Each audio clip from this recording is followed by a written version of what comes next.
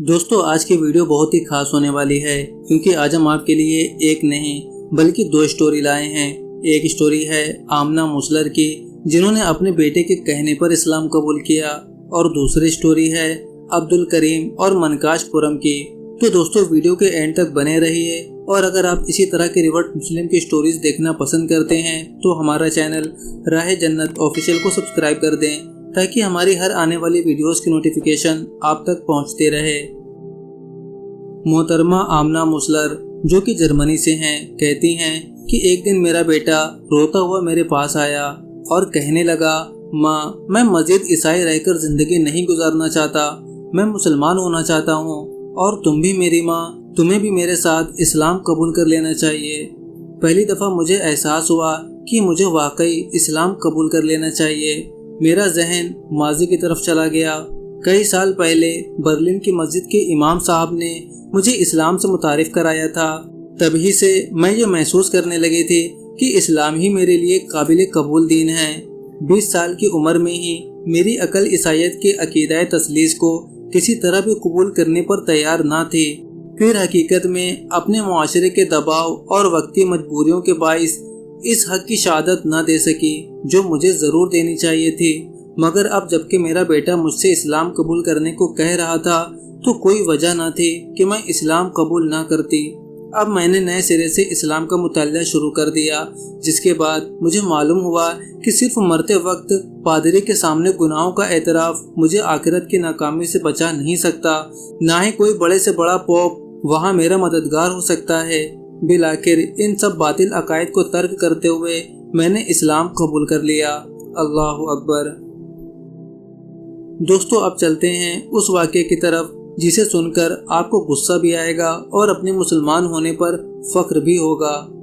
दोस्तों मनकाशपुरम एक हिंदू कारोबारी शख्स था।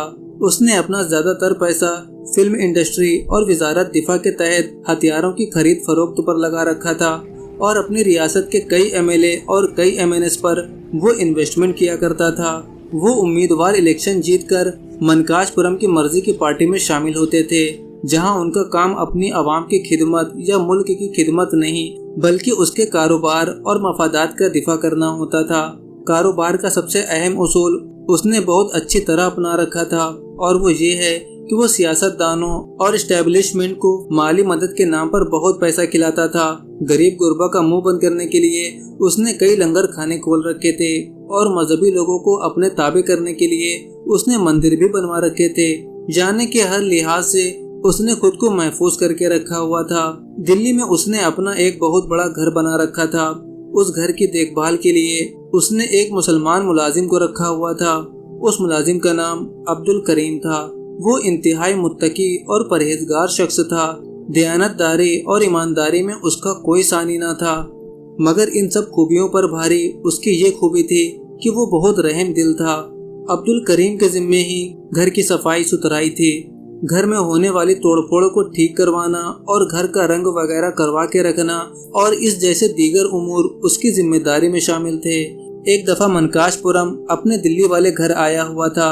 जिस दिन वो घर पहुंचा था उस दिन एक बिल्ली भी कहीं से अपने 3 छोटे छोटे बच्चे उठाकर उस घर में आ गई थी। अब अब्दुल करीम जो बहुत रहम दिल था, उसको पता था कि जब मालिक इस बिल्ली को देखेगा तो वो इसको घर से निकालने को कहेगा, मगर उसके दिल में ये डर भी था कि अगर वो बिल्ली को बाहर निकाल देगा तो पता नहीं उसका और कोई ठिकाना होगा या नहीं, कहीं कोई कुत्ता इस बिल्ली और इस बच्चे को मार ही ना दे। उसने अपने बिस्तर की चादर को उठाया, जिस कमरे में वो सोता था उसके कोने में चादर को तह करके नरम करके एक जगह पर रखा, और बिल्ली के बच्चों को उठाकर उस चादर के ऊपर रख दिया, और बिल्ली खुद ब खुद चादर पर आकर अपने बच्चों के पास बैठ गई। अब्दुल करीम बयान करता है कि मनकाश साहब अपने किसी महबूबा को लिए अपने दिल्ली वाले घर में पहुंचे ताकि अपनी रात को रंगीन कर सके। रात को जब सारे शैतानी अमल से फारिग होकर शराब के नशे में धुत उसने अपनी महबूबा से फरमाइश की कि वो इस वक्त कबाब खाना चाहता है, तो मुझे हुक्म हुआ कि कहीं से गोश्त का इंतजाम करके ले आओ। मैंने अपने एक जानने वाले के जरिए गोश्त का इंतजाम करके दिया। उसकी महबूबा ने अपने हाथ से कबाब बनाना शुरू कर दिए। इसी दौरान इस बिल्ली को कहीं से गोश्त की खुशबू आ गई, जो मेरे कमरे में बच्चों के साथ लेटी हुई थी, और वो भी किचन में आ पहुंची। बिल्ली ने छलांग लगाई और उस शेल्फ पर चढ़ गई जहाँ पर गोश्त पड़ा हुआ था और साथ ही घी गर्म हो रहा था जिसमें कबाब तलने थे। जिस बर्तन में घी गर्म किया गया था, बिल्ली के टकराने की वजह से वो बर्तन जमीन पर गिरा, जिससे महबूबा का पाँव जल गया और उसके चिल्लाने की आवाज़ सुनकर गिरते पड़ते मनकाश साहब वहाँ पहुँचे। जब उन्होंने अपनी महबूबा का जला हुआ पाँव देखा तो उससे सारा वाकया पूछा। उसकी महबूबा ने बताया कि किस तरह बिल्ली आई और तेल गिरने से उसका पाँव जल गया। मालिक साहब ने उसी वक्त अपने साथ आए हुए ड्राइवर और बाकी गनमैनों को आवाज़ दी और उनको हुक्म दिया कि बिल्ली को ढूंढ कर लाओ, और मुझे हुक्म दिया कि तुम यहाँ पर घी गर्म करके रखो।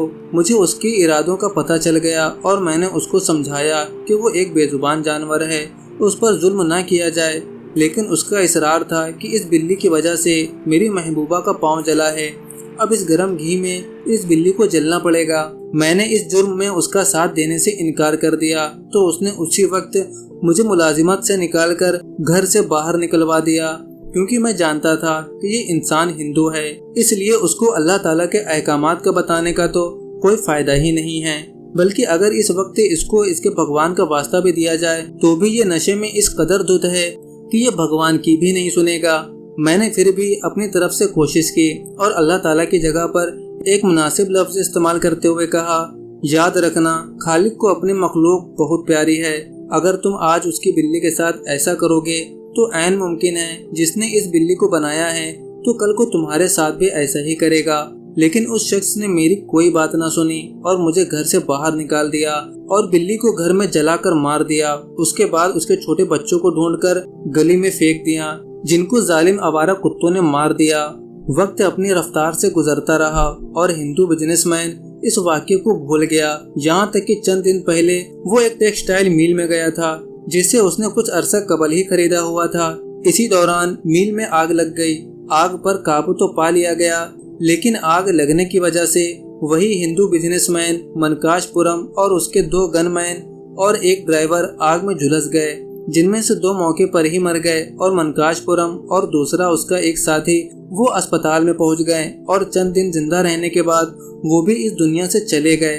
जब अब्दुल करीम को उसकी मौत का पता चला तो वो उसकी आखिरी रस्मात में शिरकत के लिए गया, जहां उसने लोगों से सुना कि आखिरी अल्फाज इस हिंदू बिजनेसमैन के ये थे कि जिस खालिक ने मखलूक बनाई है उसे अपनी मखलूक बहुत प्यारी है। अब्दुल करीम के दिल में उस वक्त यही बात आई थी कि काश ये बात ये बिजनेसमैन पहले समझ जाता तो आज इस हाल को ना पहुंचता। लेकिन अब वक्त गुजर चुका है। वो आग में इस कदर जल चुका था कि उसके जिस्म को दोबारा जलाने की जरूरत ना पड़ी थी। इसके सर को एक भारी चीज की मदद से तोड़ फोड़ कर गंगा में बहा दिया गया था। उसके आखिरी अल्फाज पूरी इंसानियत के लिए सबक हैं कि याद रखना खालिक को अपनी मखलूक बहुत प्यारी है। इस बात में कोई शक नहीं कि जो अल्लाह ताला के मखलूक पर रहम करता है वो अल्लाह ताला के बेहद करीब होता है, और जो कोई उसकी मखलूक पर जुल्म और सितम करता है उसका बदला अल्लाह ताला खुद लेता है, इस दुनिया में भी और मरने के बाद भी।